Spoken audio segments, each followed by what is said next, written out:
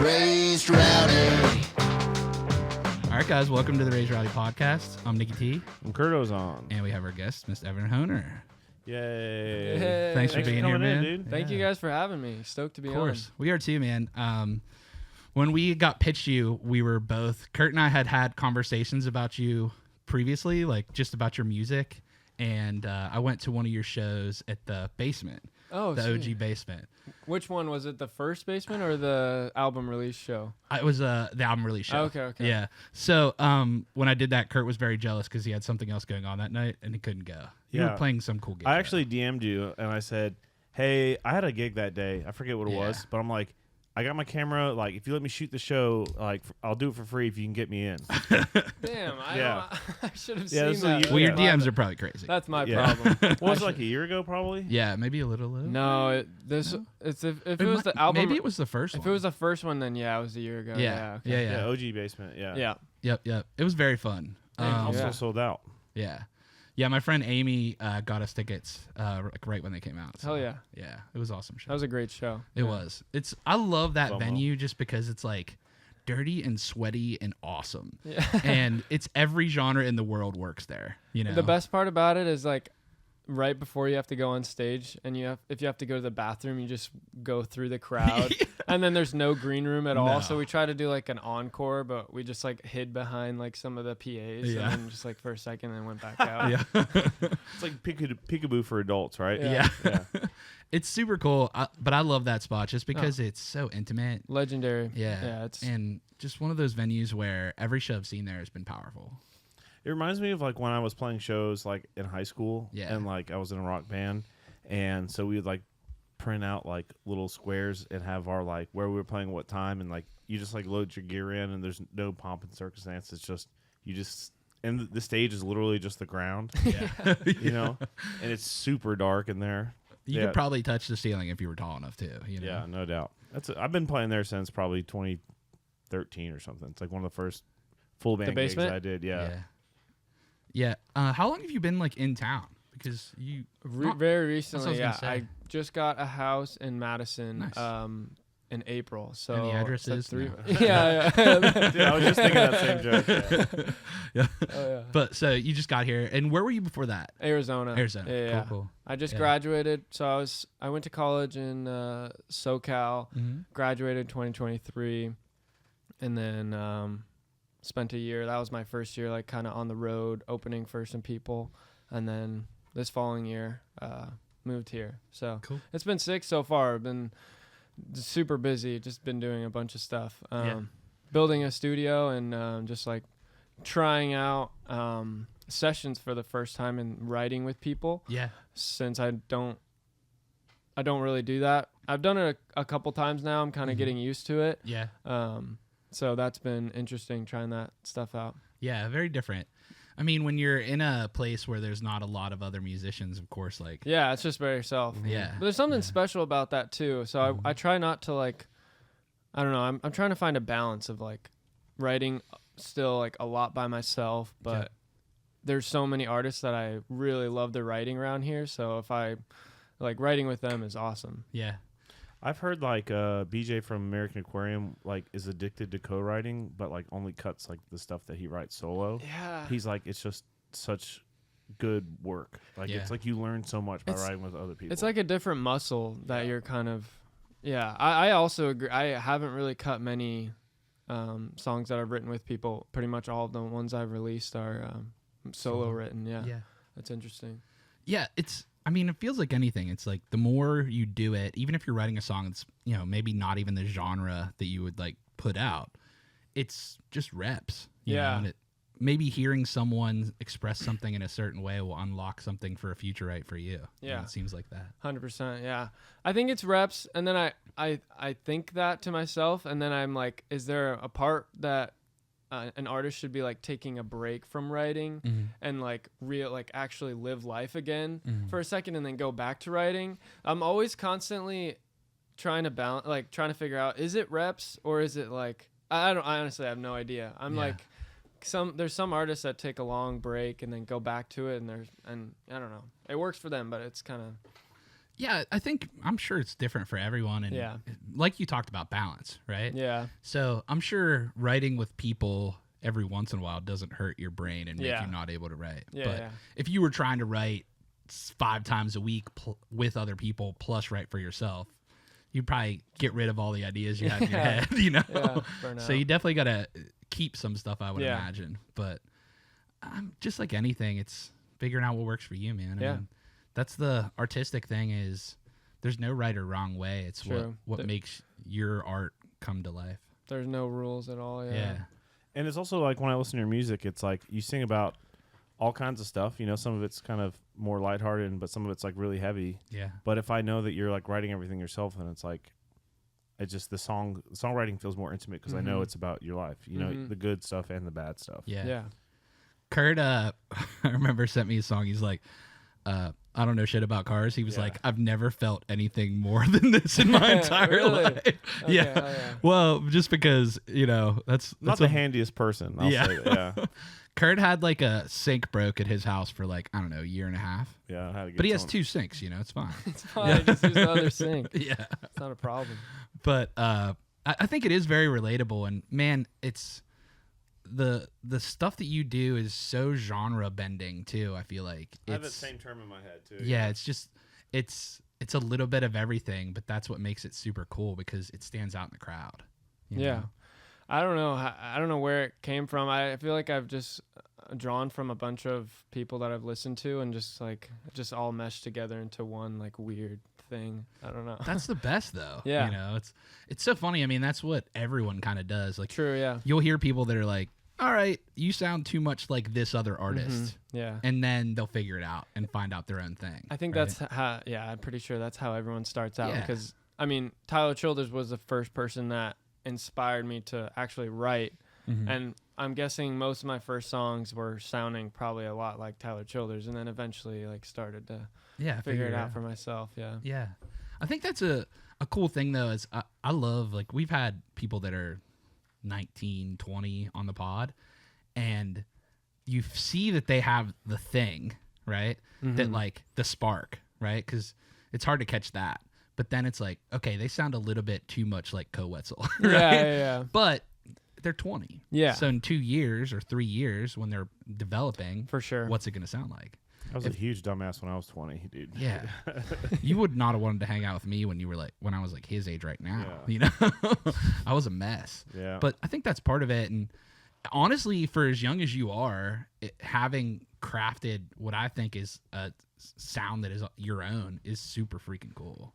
You know, I appreciate that. Absolutely. Yeah, it's powerful. And, you know, when we hear a lot of music, Kurt and I both, you know, in different settings, but when I heard your stuff, I was like, oh, okay, this breaks through, right? Yeah. Well, which is cool. Yeah. Absolutely. Yeah. It's one of those things where we hear a lot of stuff, and I host a lot of events in town, you know, and a lot of it sounds pretty close to each other. Very similar. Yeah, for sure. Yeah.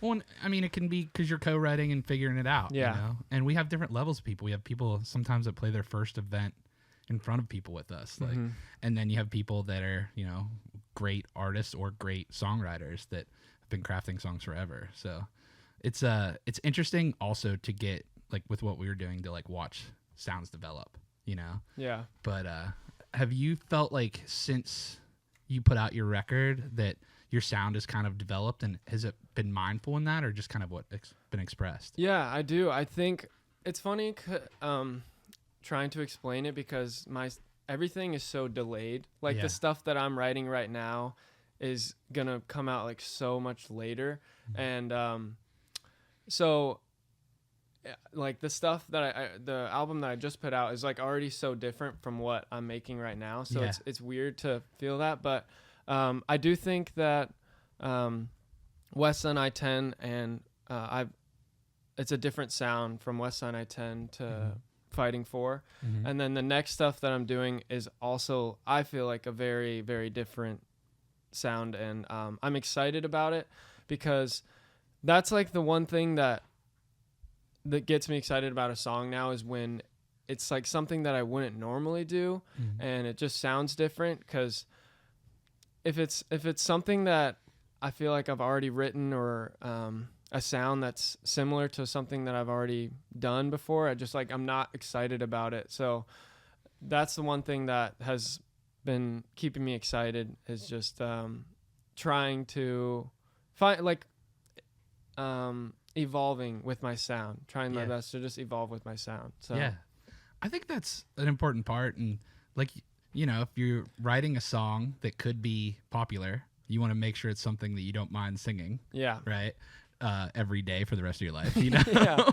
But also, it keeps the show fresh. I mean, Mm-hmm. there's moments in every show, once you get out and start playing gigs, you're like, okay, I could use something that's like this. Mm-hmm. Do you write kind of like that, like thinking about the live show at all, or is it mostly just what's happening?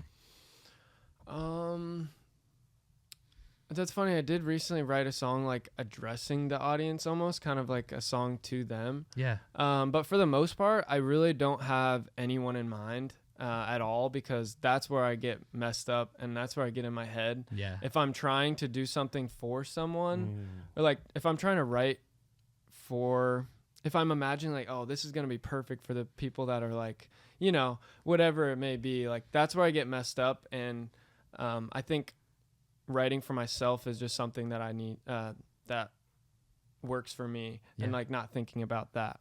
Yep. It's going to connect the most with your listeners too. Yeah. Fans. It's funny how that works. Like the things that seem like the most specific to you always end up being the most universal to most people. Isn't that weird? That's crazy how that works. It is. It's I mean, if we have a lot of podcasts, but that's one of the things that you'll hear a lot is, I thought this might be too personal to me, or too personal of a story. Yeah. And those are usually the ones that do break through. Yeah. You know, or a catchy hook, either way. Yeah. Either one. Hopefully both, but you know. I felt that with my song Brother. Yeah. Very specific situation, like that. In my head I was thinking very, very specific. I don't know if anybody would relate to this, but at shows, the most, like the people that come up to me and say how much a song has affected them the most is normally my song Brother, and like how they are in the exact same situation that I was in. So it's crazy how that works. It's a very specific thing, but it's funny how a lot of things like you would expect to go one way, like just work in the complete opposite, where you're like, you grow up trying to sound like other people, and then you tweak that sound, and then that's your own thing. And that's what makes everyone unique, but they're all doing the same thing. So you think they would sound the same, but they don't sound the same at all. Yeah. You know, it's like, or you write a very specific thing that no one's going to get, and everyone gets it. Yeah. It's like counterintuitive in a way. Yeah. It's expression, right? And there's no right or wrong way to create that expression, but there are trends. Like the more you feel tied to a song, the more other people feel tied to a song. That is definitely a trend that is definitely true. Yeah. Yeah. And one thing I've noticed too, it's like whenever I have a completely original thought or feeling, I find out that like it's not, you know? Yeah. And I'm like, I'll read some comment like on the internet somewhere. It's like, I was thinking the exact same thing about this goofy YouTube video I watched or something.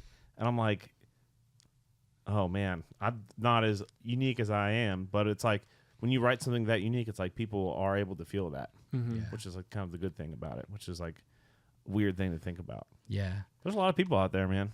There is. And I mean, thinking back on my life, like some of my favorite songs, Elephant by Jason Isbell. Oof. It's so deep and so That's dark. one of my favorites as well. It's so good. Yeah. But it takes you on a journey. The song takes you on a journey. And it is such a specific thing. He's telling a story about specific things. Seagram's in the coffee cup or whatever. Yeah. And you're just like, oh. Yeah. But at the same time, it's a roller coaster. The song's a roller coaster. Where like sometimes albums are roller coasters, you know, like happy song, sad song, happy song, sad song, you know. But where that song, in my opinion, there's little glimmers of hope in the darkness. Yeah. You know? I think that's one of the best songs ever written. Amen. Yeah. 100%. Super good. I I remember. literally cried it the first time I heard it. Yeah. You know? First time I heard it live, I was just like, You got to hear it live. I haven't. I've seen him twice. Yeah, I haven't got to see him play that live. Also, Jason Isbell live, like the amount he's like one of the best guitarists. Yeah. That and vocalists, like he shreds, and that's I have so much respect for him. Yeah. I always say like his records are great, but when you see it live with the 400 unit, Totally it's different. just, Yeah. it's a next experience. He's like an artist. Yeah. But I feel like that you have that thing where a lot of my artist friends really respect you. You know, like Colby, or like I was talking to Charles, and he was like, "Yeah, dude, I got to sing on this tune with." Yeah. with Me and Charles have a song. Yeah. And so like you're kind of like my artist friends, like new favorite artist, which is cool. Yeah.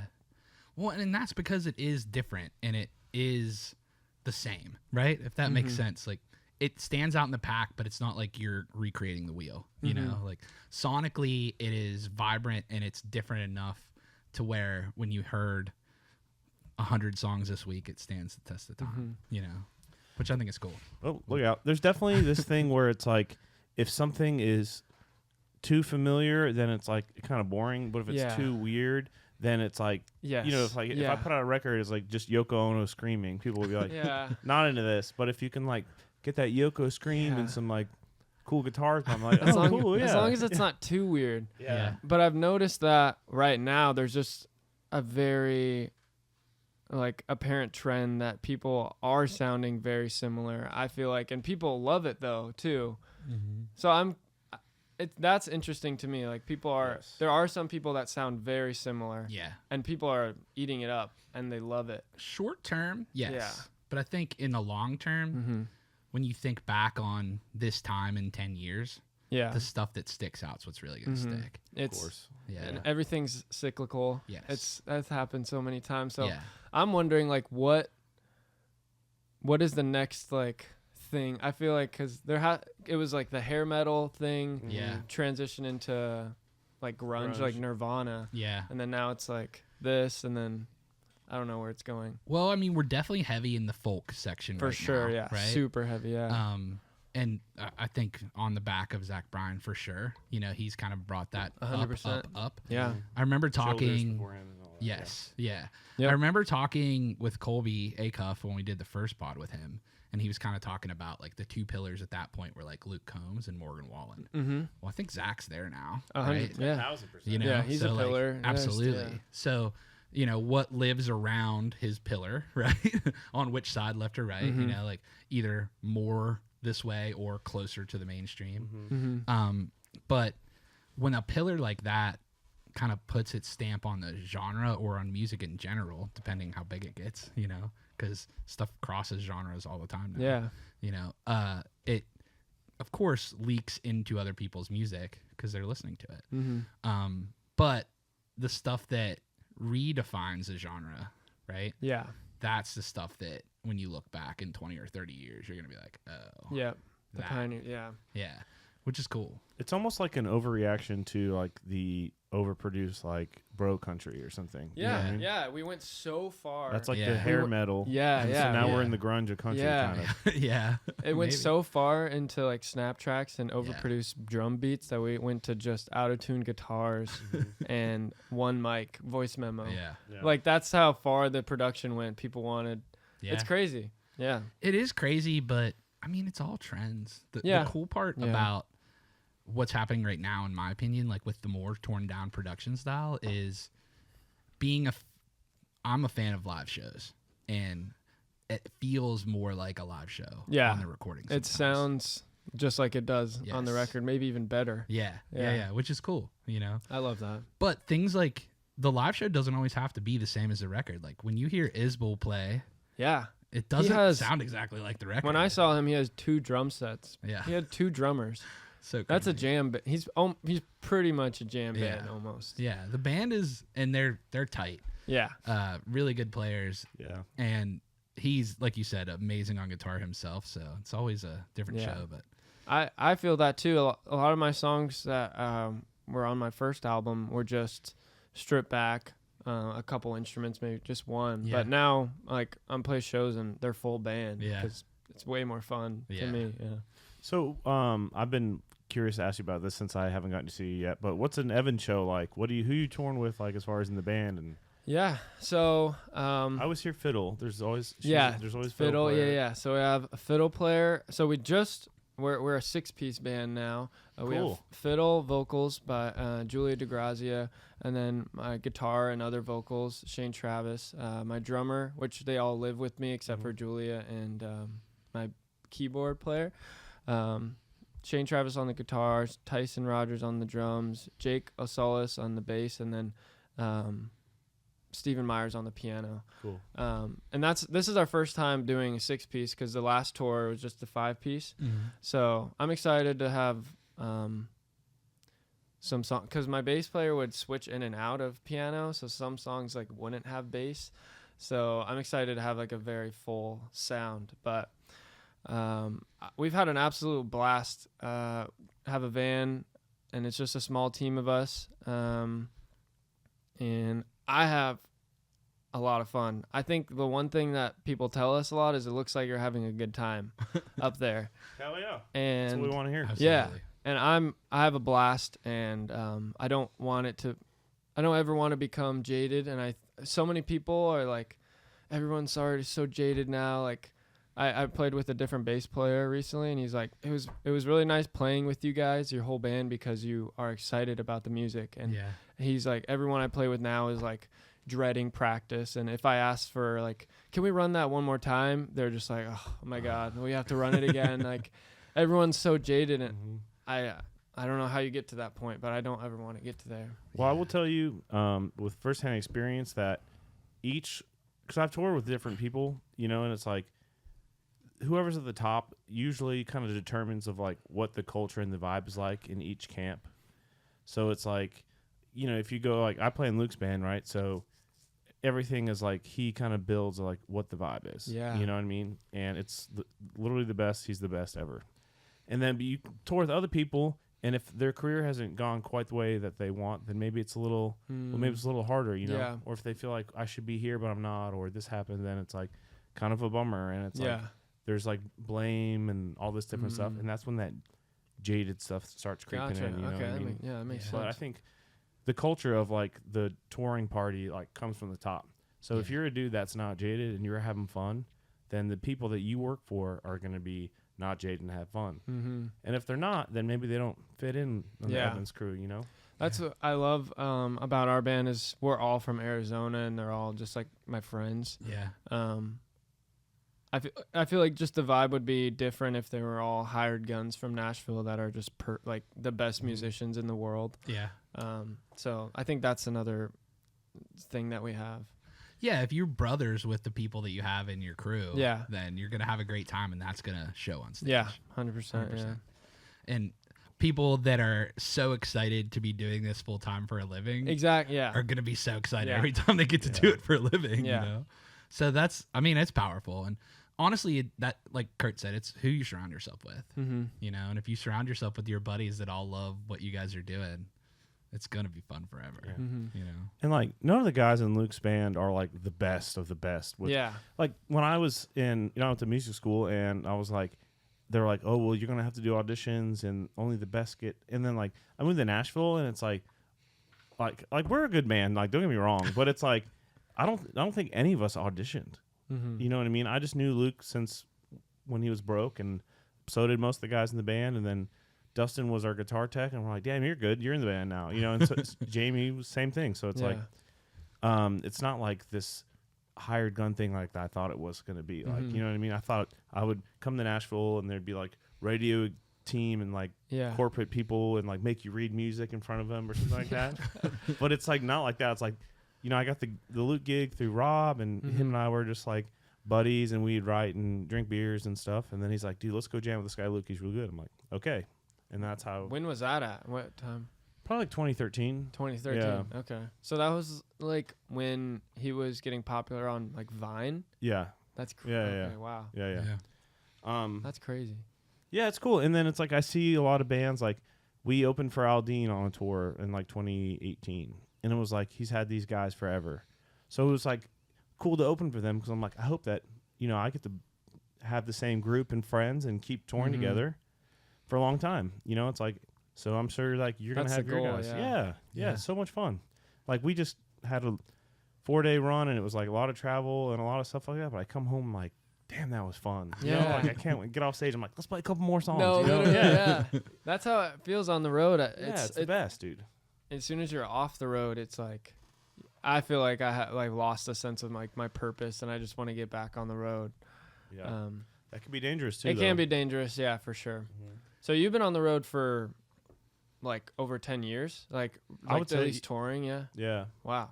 So I'd known Luke before, like I met him while he was still living in Boone, and he was on Vine, and he was like the big fish in the little pond over there, Yeah. and he had like his first EP out. And then he was coming to visit, and we would jam and play Whiskey Jam and stuff like that, acoustic shows and writers' rounds. And then I got my first big gig, you know, touring without him. And I was on a different group playing for this singer named Jana Kramer. I don't know if you remember her, but we were on a bus, and he was driving around in his Dodge Neon. And I was like, he's like, congrats on the gig, man, but you'll play in my band one day.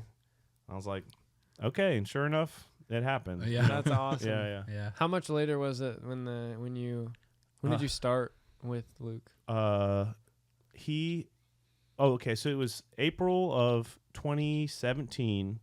I was playing Tortuga with a different artist, Michael Ray, and Luke had a later slot than us, but it was like the worst slot of the day because he was playing at the same time as Alan Jackson. Oh wow. So That's tough. I went, instead of watching Alan Jackson, I went and watched Luke and the guys, and then we hang and talk, and then afterwards, I went and sat on the beach, and I smoked a cigar with his manager, Cappy, who's a good buddy of mine, and he's like, all right, talk to Luke. He's ready for you. I'm like, what, to hang or what? He goes, no, you're going to be in Luke's band now. I was like, okay. And we sat on the beach and talked money, and then I put my 2 weeks in a couple weeks later, and then I've been with Luke ever since. That's awesome. Yeah. That's Crazy. incredible. Yeah. Yeah. It's I mean, the cool part about Nashville is there's just so many talented people. I mean, you've probably seen that since you've been here. It's just, and a lot of people are pointing in the same direction. So you'll catch things that people aren't even trying to teach you here. Oh at yeah, least in my just opinion. playing with writer, like playing with people, jamming or writing with people. I've picked up a lot of things. Yeah. I can't. There's so many talented people. I just can't even comprehend like how good they are. It's crazy. Yeah. But I think that also helps drive people to like, Yeah. okay, I want to be better. It's super because competitive. Everyone is yeah. good, you Mhm. know? Yeah. It's a strange thing, but I think it's motivational, really. Yeah. It's one of the, I think the coolest parts about Nashville is it's a crowd mentality, but it's also pointing in the direction with friends. Yeah, it's you know? competitive, but it's not like you're losing friends over it because all your friends are doing the exact same thing. Yeah. Well, and it's like if you're doing great and you're starting to play stadiums, right? You could bring your buddies along. Yeah, it's you a know? win-win. Yeah, it's a everybody win-win, can yeah. win. And You probably have like a crew too of like even like artists that like you're buddies with that are like you know, so it's like And maybe even like more. Wyatt or whoever, you know. Yeah. It's like these are like my dudes, you know. yeah. Well, and you'll have even more of that the longer you're in town, right? Yeah. You just stumble upon stuff like that. Mhm. I mean, this town is. I tell people when I moved here, I feel like I got plugged into the Matrix because none of this can be real, you know. Yeah. But I mean, it's also a town where if you're pushing and you're moving forward, you're gonna find other people that want to push and move forward with you. Oh, for sure. Yeah. Whether that's like management or a label or co-writers or whatever, you know, publicists. I think it actually has a correlation with yeah, hell yeah. Hell yeah. It has a correlation with because I was a college diver. Yeah. And it's like the competition is like I don't know, it's kind of similar. It's competitive and it's similar to like collegiate sports, I think. Yeah. And I know a lot of artists that were athletes, and I think there is a big like crossover with successful musicians and that were athletes. Yeah. The one thing that you'll see, or that I at least see here, is hard work does pay off. Yeah. And that is definitely a mentality of, you know, athletics. Like you have to put the reps in to get good at things. You have to dive from that same spot and try the same move however many times that takes. I don't know because I've never done it, but however many times that takes to get there, right? Yeah. Music's the same way. You know, like when you wrote a song, it might not be how you end up playing it a year later. Yeah. It changes as it goes, Yes. but that's because you're putting the time in with it and really figuring out how it works the best. Mm-hmm. At least in my opinion. Yeah.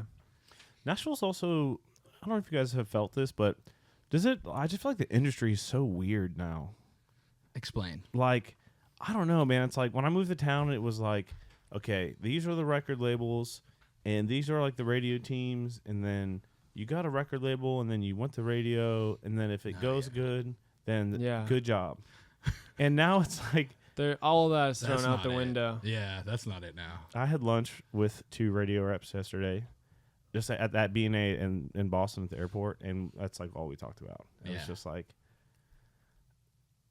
it's like, what is even I mean, like, you don't even have a label, right? You just made one up. No, You're yeah, I like, just made I'll it just up. make one. Cloverdale Records. Yeah. Yeah. So how did you decide to get it to do that?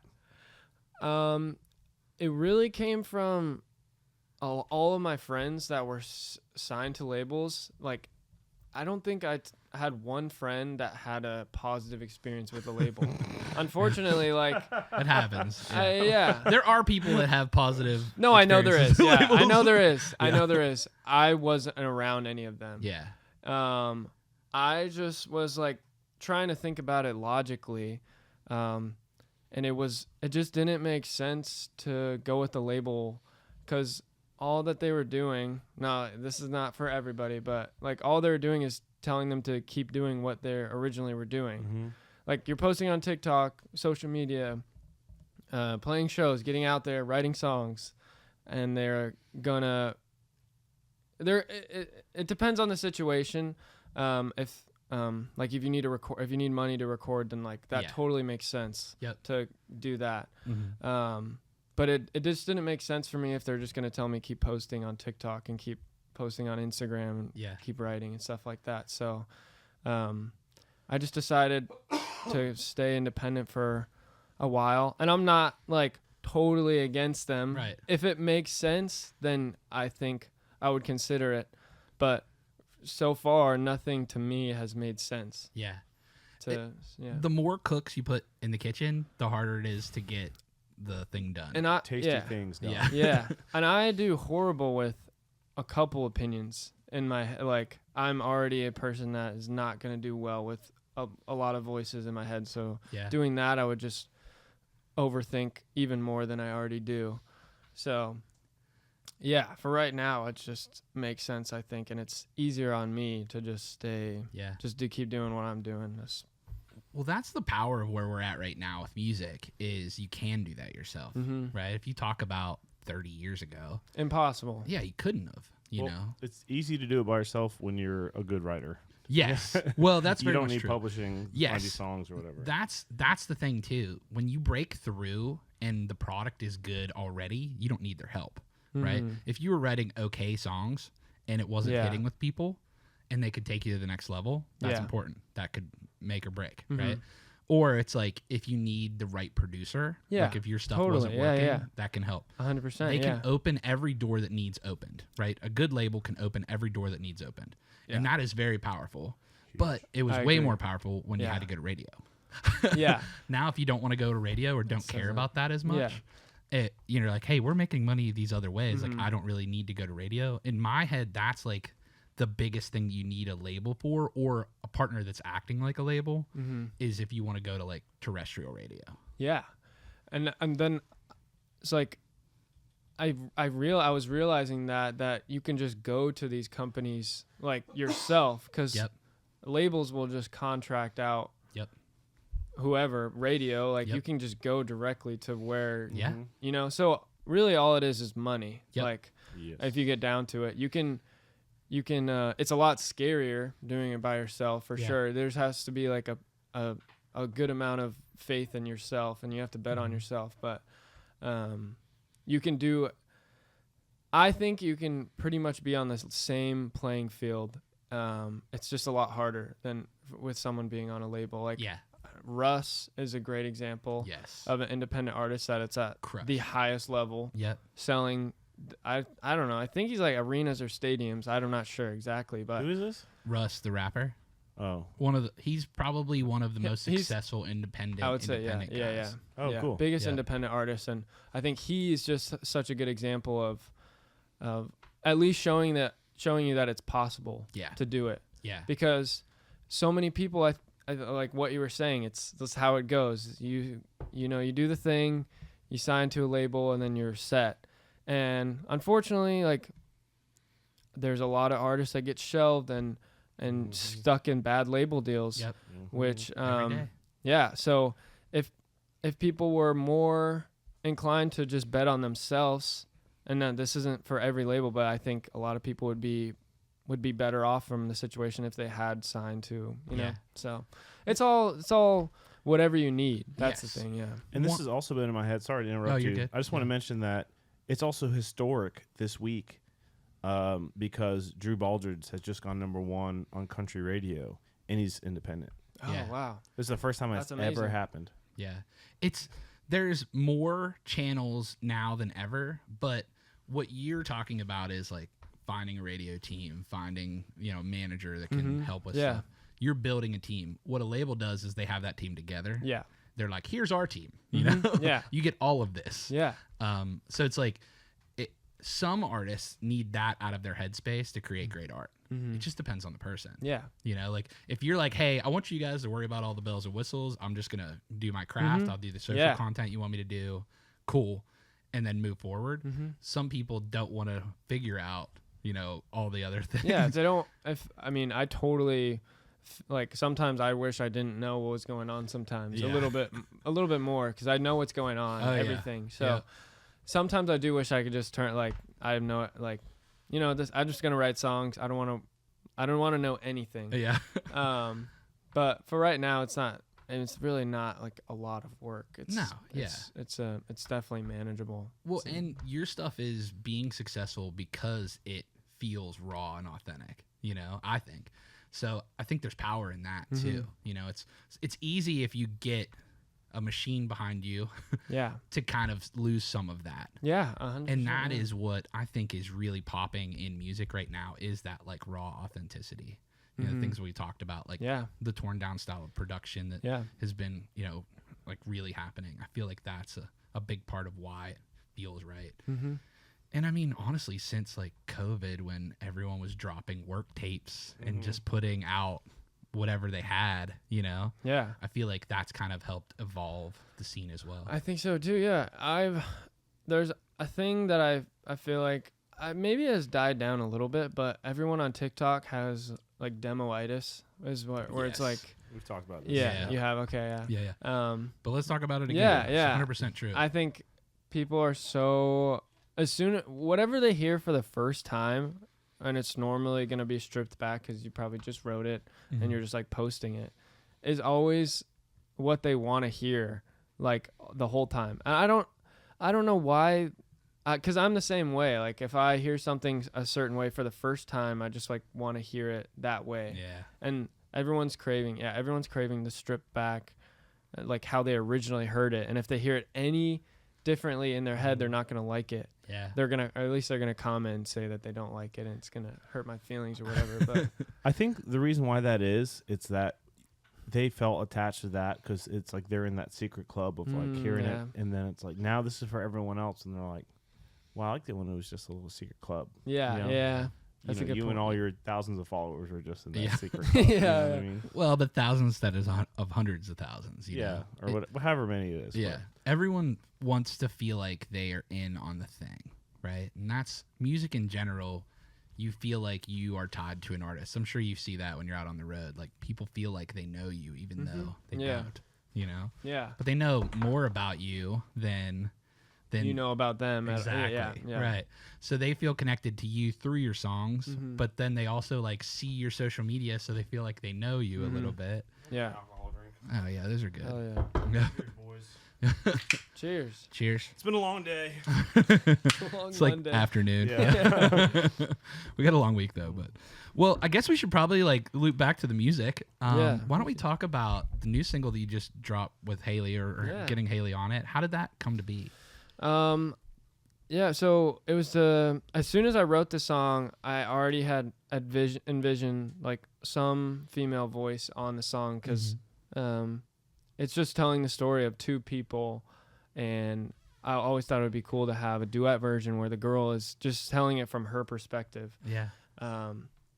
So I was just like I was just like looking at the artists that I listened to, and I was picked a couple. And I was like, Hailey Whitters, like that would be incredible if we could get her on, and I was really surprised that she said yes, honestly. Yeah. But I got to see her like record it, at least go to the studio because it was in Nashville. Yeah. And she's so good at harmonies. Like she matched it perfectly, and I do like these stupid weird runs on the song where she's like matched the runs with the harmonies, which is really difficult. So she has very like country voice, so it was like a very different sounding voice on it, but I think it's cool, and I was just stoked to have her on it. Yeah. I think it's great too, and I agree. It kind of adds a little bit of depth to the song. You know what I mean? Yeah. And Hailey's voice is so distinct. Yeah. In my opinion, there's a lot of female voices that sound pretty similar. Hers is super distinct. You know, when you hear Hailey, you know it's Hailey. Yeah.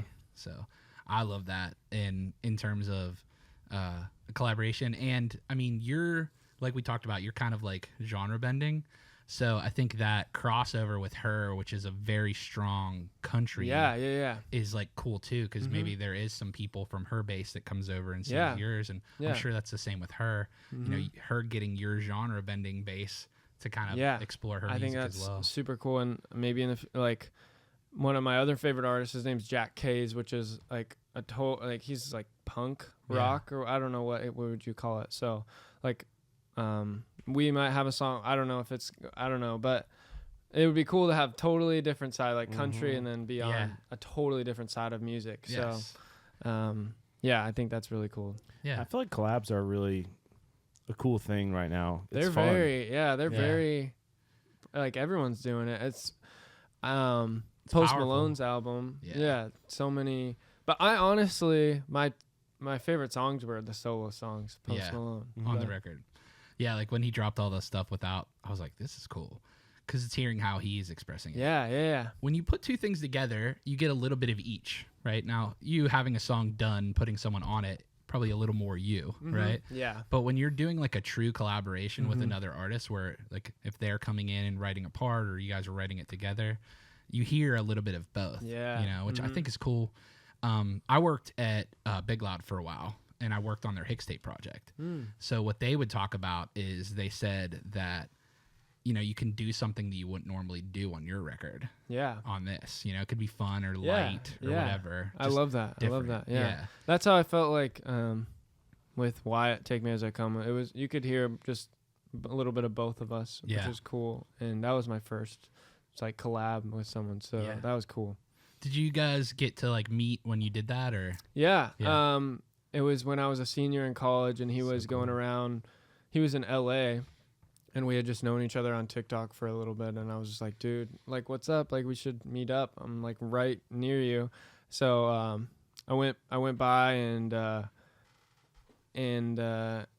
we just hung out. I honestly didn't expect him to be like a really like good friend after that time. Like we're really good friends, and I'm super grateful for him. Yeah. But I just had like a verse and part of a chorus, and I was like, yo, like, yeah, I showed it to him, and he was like, this is sick. And then we finished it, and then we played a little pop-up show in LA. It was it was maybe like 40, 50 people showed up.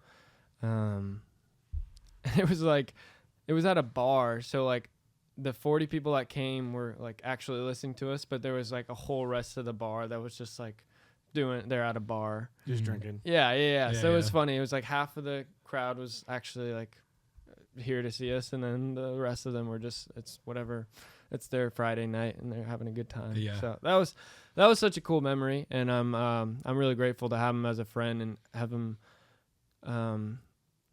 just because we go through very similar things, whether it's on the road and we're down, and it's always nice that I can call him and we can talk about things because we are in the same field, and you know. So yeah, you guys are both climbing, both like happened kind of young, So I'm sure there's a lot of similarities Yeah. with that. I just got to see him at the Opry So amazing. the other day. Yeah. What That's fun, what huh? size rooms are you playing like when you're headlining right now? Like around? Yeah, it's like right now.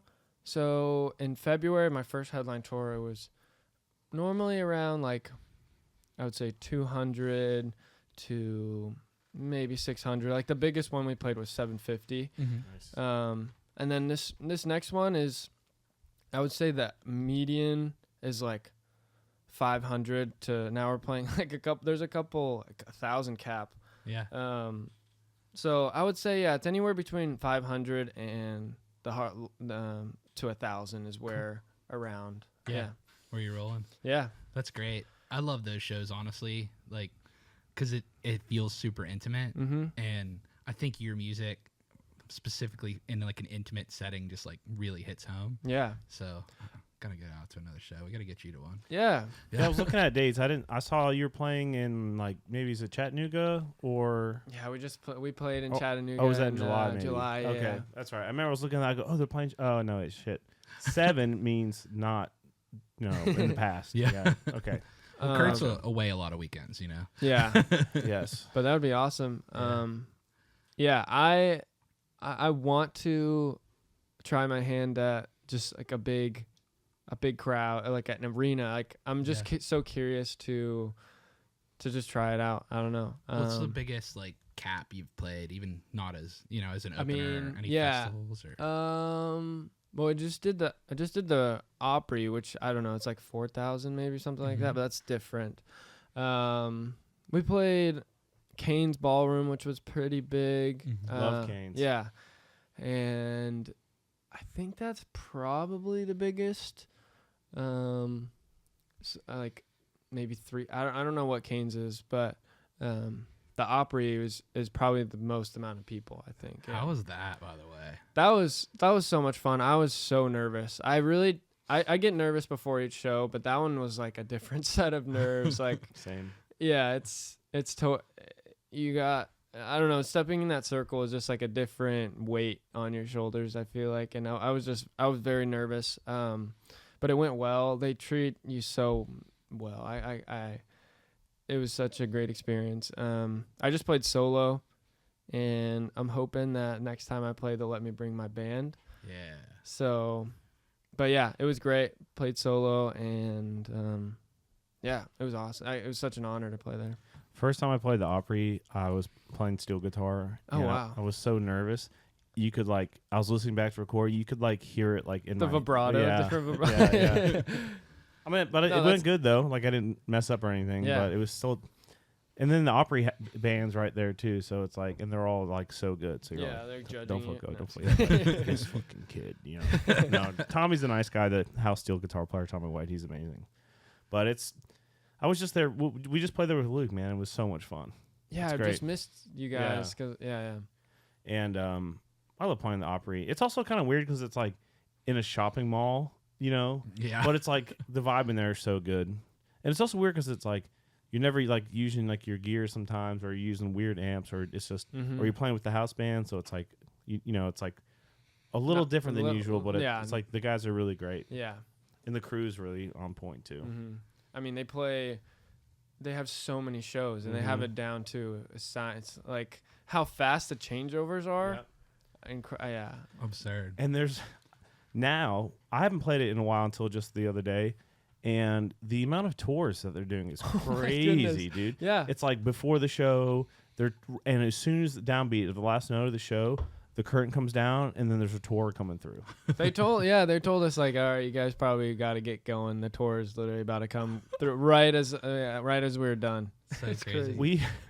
We had 2 green rooms last time we played the Opry, and so Luke's band, we were just in one, and the tours were walking by. We're like, all right, everyone do something super weird. So when they walk by, they just, because they always when the tours walk by, they always peek in to see if there's anyone famous. And so we all our bass player planked on the ground with his just laying face down, and I stood against the wall, just my face against the wall, and then one guitar player just stood there like this,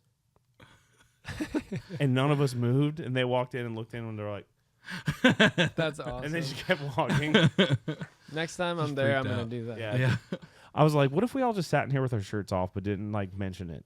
But we didn't do that because I feel like we get in trouble. But Yeah, you don't want to push it too far. you know? It's one of those moments. I mean, I've like the Ryman, for example. Kurt was playing a show at the Ryman, like a little private gig, and he had me come along, and that was my Plus first time. one. Yeah, Kurt's +1. Yeah, but it was like my first time stepping on that stage, and even just me not being a musician, just stepping on that stage, I just felt it. I was like, whoa, you know, it's Yeah, a super crazy. I'm playing there. I'm opening for Wyatt in December, so sick. I'm super excited. That's gonna be awesome. It's such a cool room, and have you got to see shows there? No, I haven't. I actually never been to the Ryman. Man, I need to go. Actually, it's special. It might be cool to not until you play. Maybe it there. not, yeah. At this point, you know. yeah. But it's a really great spot in terms of every seat that you have in that location sounds great, and it's acoustically really well done. And again, you just feel the thing. You know, you feel the depth of what's happening there, which is cool. And you can walk out the back entrance and go into the back entrance of Tootsie's and get a beer the same way like Johnny Cash and those cats used to do. Play the Opry and then just go drink right afterwards. Hell yeah. And you're like a part of the drinking after playing the Ryman lineage, you know? Yeah. I don't know. I just thought that was cool. I'm like, Johnny Cash literally. Yeah. Yeah, it's nuts. Weird to think about. Any other shows that you've had that have been super cool, or any other special moments that you've had recently? Let's see. One of my favorite shows was Charlottesville, Virginia. That was at the time the room that we played, and it was the floor, the pit, and then there was a balcony, and there was one more balcony after that, and just during sound check, we were all just like so excited to play there, and like I don't know, it just felt so different seeing that room and being able to say that we sold it out and that we get to play a room like that. It was that was super special. Another special festival that we played was Luck Reunion with Willie Nelson. It's actually the only ring that I wear. Sick. They gave us rings, and that was so cool because everybody, some previous festivals that we played, maybe we have an earlier spot and maybe nobody shows up because it's early in the day. Yeah. People are maybe hungover from the day before. But Willie Nelson, I think everybody was there at 10, maybe 11, just stoked to listen to music all day. And we had an earlier spot, but it was still packed.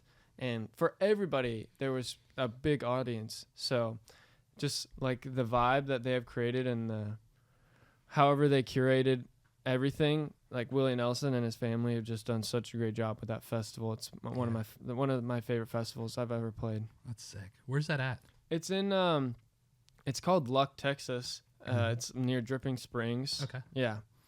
But Tyler Childers was I guess kind of the headline, or Willie Nelson was the headliner, and then Tyler Childers played before him. So Super cool.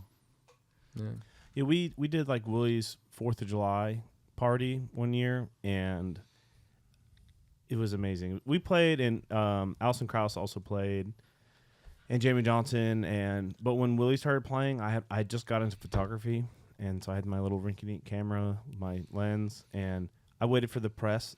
They're only allowed to shoot 3 songs that kick them out. And then I waited for them to leave, and I went in the photo pit, and I watched the entire show from the photo pit, just like this close to Willie Nelson, and just shooting the whole time, and no one said anything. And it was awesome. And he takes his bandana off, and he throws it into the crowd, and he threw it right to me. And I caught it, and I knew I wasn't supposed to be in the photo pit. Like, I didn't have a pass for that. I didn't ask anyone. I just did it. So I'm like, I can't keep this. Yeah, you can. And then so I found a little kid, and I gave it to him. Yeah. And I was like, Take a picture of that. Yeah. Yeah. that was a good show, man. It was cool.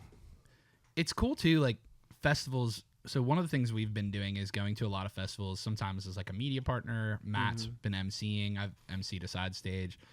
But it's cool to see how they build the festivals too, because each company is kind of a little different. And there's what's the best way to get people in early? Mm-hmm. You know, like what event could you have to kick it off to like make so that it's 10 a.m. or 3 p.m. and everybody's in there already, Mm-hmm. you know? So Yeah, you can tell what festivals, like just from personal experience, the festivals that have been doing it a little bit longer just seem to have figured it out. yeah. And it's a little bit more pleasant experience for those. But yeah, well, they know what they're doing. They know how the green rooms need to work, Mm-hmm. you know? And then, I mean, also you train the crowd. So I've been to festivals where there's a heavy camping presence, and then I've been to festivals where it's no camping. And camping can make or break a festival traffic wise, but also you can pop in at 10 a.m. and then you can pop back out to your camper and then pop back in. You can freshen up, or, you know, you don't have to be on site all day, where if you're there and you're stuck with your car and you can't go anywhere, you might not get there till later, you know? So I found that to be something that trending wise, like if there's a good camping presence, you'll get people in earlier and it'll be a little more full. Makes sense. Yeah. Which I think is cool. And of course, like you'll have people that'll come in to make sure they get the closest they can for their seating, you know, but that's not everyone. What can you do so that someone that is maybe more of a slightly casual fan also wants to be there early, you know? So it's just an interesting thing that I really never thought about till we were at as many festivals as we were, you know? I feel like venues are a lot better these days about like curating like a vibe backstage or like in the green rooms and stuff. And I think it just makes the artist want to play there more, and then they post about like, oh, I'm in Guilford, New Hampshire, or I'm in Bangor, Maine, and I'm like, this is like, we've got lobster rolls, and there we had a weed tent at a backstage. It was just like a set. This guy like set up like just weed. Yeah. He's like, have some weed. I was like, The green room. okay. It's crazy how those are the things that you remember from a lot of your favorite gigs, is just like how well they treated you, and like specific things about the green room or whatever it is. That's the one. Like the Opry's, I can't say enough good things about how the staff is and everything like that, and that's what I take. That's what I remember. Yeah, it's And catering. Yeah, And catering's a bit, good honestly. catering. Yeah, catering's a big thing. Yeah. It's funny because, you know, we've been either a vendor or just festival goers for the longest time. So we were at a festival, Tailgate and Tall Boys. Matt was emceeing the main stage. I was helping with the side stage. And they gave us like catering, not just for me and Matt though, like for our crew. So there was like 6 of us there, and everybody got catering, and I'm like, hey guys, don't get used to this. This isn't every show we go to. This isn't every festival. But it just made us feel like family, you know? And coming from, I mean, I'm not a touring musician or anything, so I was definitely not in that world. I mean, Kurt's taking me along here and there every once in a while. But Makes you feel special. It does, man. And it's like, I see how people get used to it quick, though. You know? Yeah, and then when you don't have that, then you become a diva. Hopefully that never happens. Well, it's funny. Like, we have this festival I've been going to for 13 years called Country Concert, and it's in Fort Laramie, Ohio. Yeah, it's great. Privately owned, BYOB festival. In the it's aggressive. Wow. Yeah, in the like western part of Ohio, but the crew there like is literally the Bar Horse family and adjacent, right? So it's literally a family-owned business, and it's super cool. But they are very much people that make you feel like you're a part of the family. But they're also very picky with who they let in, you know? So, like, there's not a lot of people that get to work with them because they were like, we don't want anyone to mess this up, you know? They're like, we don't want anything to happen. 13 that years, can hurt. I mean, Well, they've been doing it 36. I've been going for 13. Okay. So yeah, I've like way before Raise Rowdy existed, I was going to this festival. But it's like, it's just the atmosphere they build there is a big part of it. Yeah, that's the logo right there. Right here? Yeah, the little country guy. That's amazing. Yep. When I got this, I came back the next year, and I was like in the office getting stuff, and they were showing it to everyone. I was like, we need a flash sheet with one of these, you know? Bring one of our tattoo buddies over. Do you have any tattoos or? I do not. Well, actually, I did. I got one tattoo on my toe, but it literally went away. Yeah, Wow. my toe got cut off. It went away after 2 weeks. It was Really? gone. It was a real tattoo and everything. That's crazy. Yeah. I know that there's spots on the body where they kind of wear off. Yeah. Like 2 weeks though. I mean, 2 those, weeks seems crazy. Yeah. I've heard those, and people always said that, and Yeah. now I'm seeing people that like listen to that, like, oh, it'll fade away, and then they're like 5 years later, it's still there. It and depends on the person. Yeah. Yeah. What kind of lip tattoo do you get that's just not terrible? I don't know even if those exist. There's not a word that I would Yeah. be like. I would be like, Skull. this is sick. I don't know. I went to the Morgan Wallen show in town, and I went to Red Door after, and a girl had Wallen on the inside of her lip. Wow. Woof. And I was like, that's commitment right there. Yeah. You know? Woof. There's a lot of letters on there too. I know, feel it's a like. long word. You got to get like a blue chip, like safe. I mean, Morgan's great. He's huge, but it's like you never know. Yeah. But it's like you He's want to a- get something a little safer, like he has a Alan con- Jackson. Yeah. or something. Here's a controversy, then you have to, you know. No, it's- Yeah. Well, just don't show it to anyone. You know? yeah. Oh, true. Yeah. How y'all doing? Yeah. It's a strange thing, the level of fandom that people have, you know? And I mean, I'm a huge fan of music, but there's so many different levels. And like I just saw the girl from Chapel Roan. Yes. Yeah. That's I a was good. about Yeah. to bring that up. Yeah. Super where, cool you know, post. she talks about, hey, this is not regular. This is not. That's weird. Yeah. And honestly, I really never thought about it that way until she said that. Like, I don't know if I've ever heard a celebrity talk in that way, where it's like maybe could come off like a little bit like harsh or whatever. But then I was like thinking, like, she's totally right. Yes. She's 100% right. This is not normal behavior. Yeah. But nobody ever says that. I feel like she's the first person that's like firm on that, and I was just like, honestly, good for her. That makes sense. But Yeah. at first, I was like, wow, this is crazy. Like, this is I think a lot of celebrities would be scared to say that. Yeah. Maybe. Luckily, she's huge right now, so it's fine. Yeah.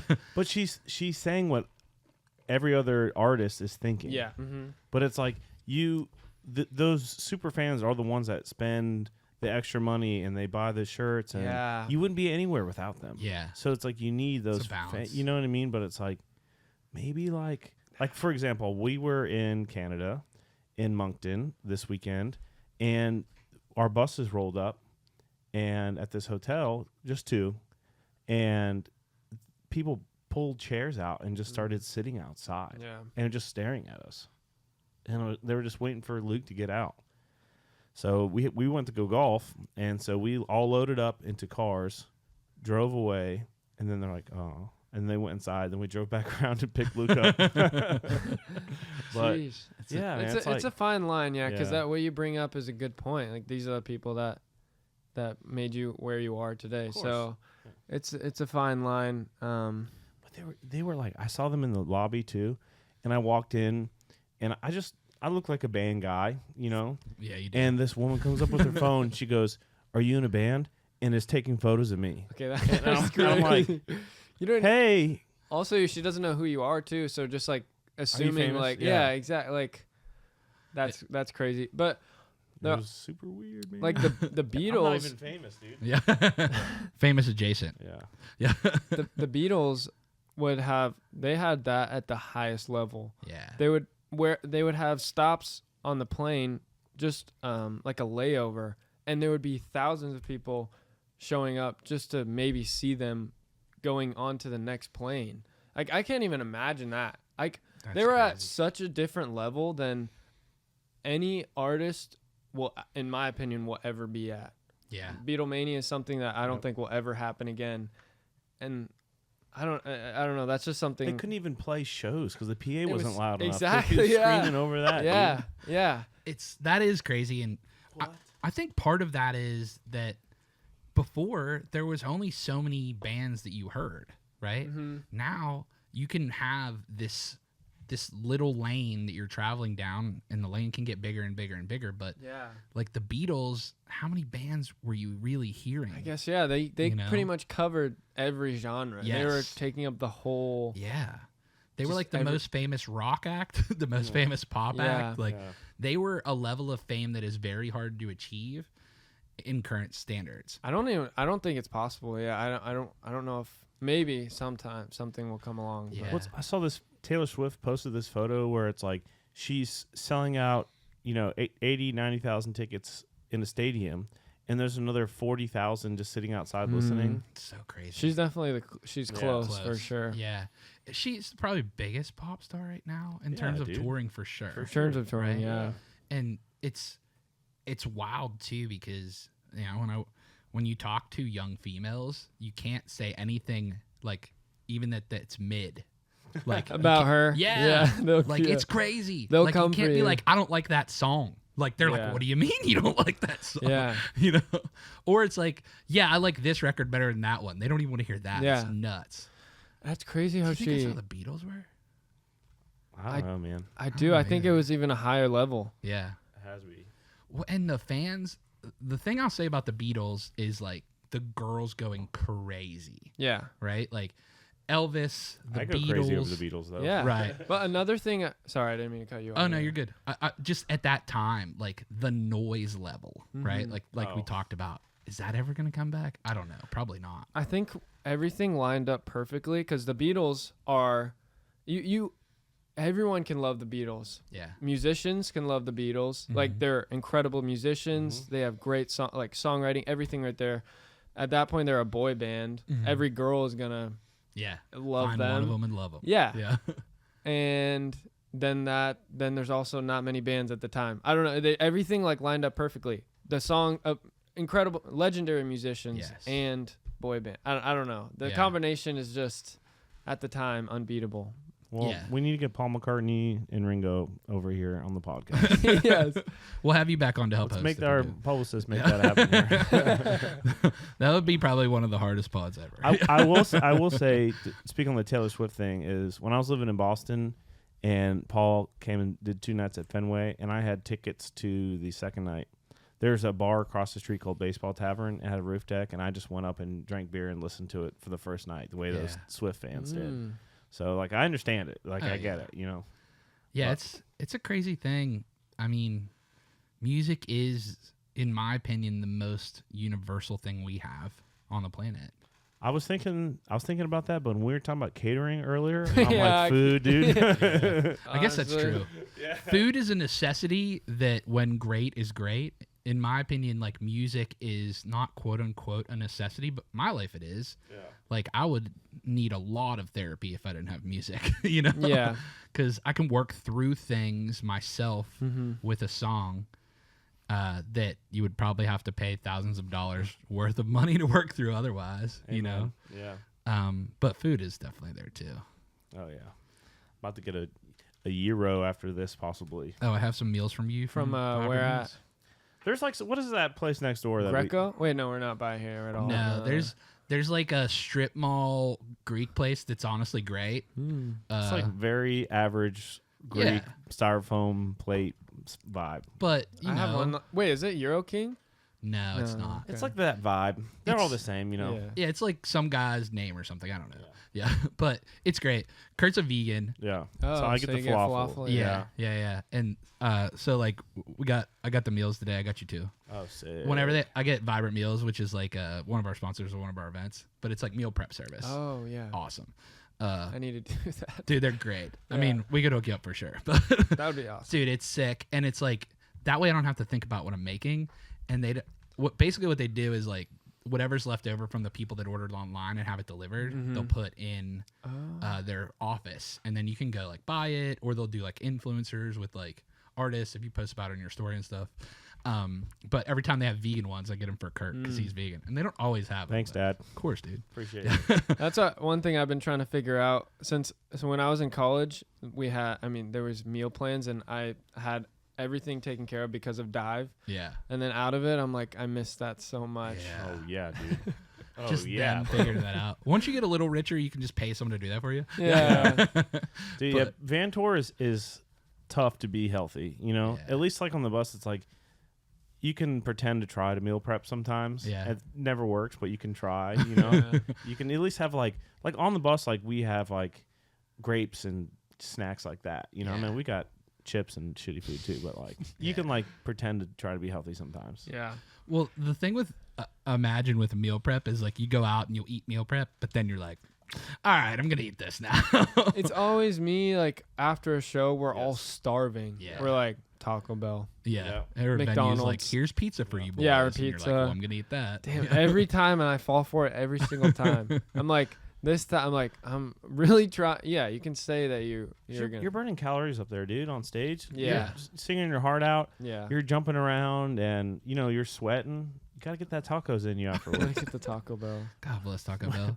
We had a 24-hour drive essentially up to Maine this past weekend on the way up, and we stopped at Taco Bell, and it was pulled the bus right in there. I was maybe slightly baked last night and stopped at Taco Bell. And got a delicious quesadilla. Yep, You that's can't, what we did. You can't beat it. My key is trying not to overorder, right? Yeah. 'Cause It's that's very the hard easy. part. It is. It's very easy You to can spend overorder. $30 and eat all of it. So I'm like, Bro, I ate a Crunchwrap in my bunk that night. I was just like watching a movie on my phone, and I was just in my bunk, just. That's honestly the life right there. That Yes, seems dude, amazing. it was awesome. It was great. Their bunks are absurd too, by the way. They I've have like heard- the I've condo heard- bunks. Oh, okay. Yeah. I've heard. Is it difficult for you to sleep in your own bed now, or is Well, when I first would come home, I missed the generator humming. Where the road kind of. yeah. And now I sleep fine. But there was a point where I was like, should I just put a generator under my bed? Or like I thought about like getting rid of my bed and just installing bunks and just sleeping in one. I've Yeah, heard. probably not the best. Yeah. I've heard people have difficulty sleeping at home after because it's so dark in there, and I'm just. Dude, the other day I went to sleep and I woke up and I looked at my watch and it was 4:00. And I'm like, I slept till 4:00. Holy and cow! then I got up and then I looked out the window and I was like, oh, it's 4 a.m. Oh. But sometimes, man, it's like you wake up, you have no idea what time it is because it's so dark. The bunk alleys, there's no lights on, and then like you got your curtain thing, and so it's just like I wake up so disoriented. I'm like, I don't know where I am or what time it is, but I feel great. And then it's cold in there, and you got the blanket and everything. Oh man! And our bus driver, we call him Nipple Chad because he's got pierced nipples, and he's like a killer. He's a great bus driver. So like some guys, we've had one once that was like drunken on drugs. We like had to tell him to pull over, like it was bad. Holy But cow! Nipple Chad's the best. Nipple Chaz. Yeah, we love him. Yeah, he'll be there one day, man. Any day now, I'm sure. It's a Yeah, the van's great right now. Honestly, the van's awesome. Stay at Airbnbs. Yeah. But I am excited for a tour bus. Yeah. Well, the Airbnb is cool too because you're all together still. So Yeah. that's kind of like what they get with the bus is like kind of get to hang. Yeah. Airbnb, you get that still. Mm-hmm. It's just a lot. It's hard to get rest. A lot harder. It would be nice to sleep and wake up in the next city. So Yes. I'm excited for that. Yeah. because there's no more like you drive, you finish the gig, you go to the hotel, you take your clothes out, go upstairs, shower, then you go to bed, wake up, take your clothes out again, get on the bus, and then drive, and then you're awake during the drive. Yeah. But then on the bus, it's like there's one less time you have to move your clothes, and you just sleep through the night. It's great. But I will say, looking back, it's like the van days are like the days that you look back on with your rose-colored glasses, and like these are all the crazy stories, Yeah, you know. Yeah. So All the fun stuff. yeah, before it becomes this multi-million-dollar like business, essentially, you know, where it's just like some kids in a van living their dreams, you know. Yeah. So Yeah, there's power in that. yeah, for sure, man. But it's nice to sleep. Man, nothing is good if you haven't slept. No, there's not one thing that I can enjoy if I'm like completely like without rest. I've been doing my best to take time to unwind because I feel like for a while I was just pushing and pushing and pushing and wasn't sleeping a lot. And at first that was fine, and then it like wore on me, you know. And I'm not even on the road. Like you guys are on the road. Yeah. That's just a part of your life. But I feel like when I sleep, I'm nicer as a person. 100%. Yeah. You know, like that's the part that I find the hardest if I'm tired is being so as nice irritable. as I want to be. I'm so irritable, and I feel so bad if. Yeah. Yeah, I'm the same way. I'm like, I'm more creative. I'm more personable. I have more like technical facility on my instrument. You know, whatever. It's just, everything's better. I Yeah. smell better. You know? I don't know about all that. Yeah, I don't know. Yeah, it doesn't help with that. Yeah. Nothing can help. Yeah, no doubt. Anything else you have like coming down the line? like tour that you want to talk about or anything? Yeah. Like that? Nowhere Fast tour, second headline tour, Yeah. is coming up very soon. It's the longest we're gonna be on the road. It's like just under 2 months. So Straight? Is that yeah, straight? yeah. So I'm excited for that. When does that start? September 6th. Hell yeah. So yeah, I'm excited for that. And then we have a little bit off, and then we have some dates in November and December. That's the thing we're getting ready for right now. It's just the tour, and then we have some songs coming out pretty soon. So that's pretty much it for me. Yeah, That's cool. Well, thanks so much for hopping on the pod with us. Yeah, man. of course. And welcome to Nashville, man. Thank you. We're glad to Appreciate have it. you. We Yeah. are, and super excited, that we got to have you on the pod while Yeah. you're in the in between. I And appreciate you guys having me on. yeah, absolutely. It's funny because like we were talking about your music before we even knew that we could possibly have you on the pod, and we knew you weren't in town. Yeah. So Okay. Hell yeah. once we heard you Everything were in works town, we out. were like, yes. But thanks so much for hopping on with us. And Of course. we appreciate it. Can't wait to see you guys keep crushing on the road. Hell yeah. And next Nashville show, or maybe we'll get to one outside of there. Yeah. Hell yeah. Kurt has some time. Thank you now, guys. so. That's right. Yeah. All right, y'all. Well, my name's Kurt Ozan, I'm Nicky T. and we'll see you in the front row. See you in the front Thanks, row. brother. Appreciate Yeah. it.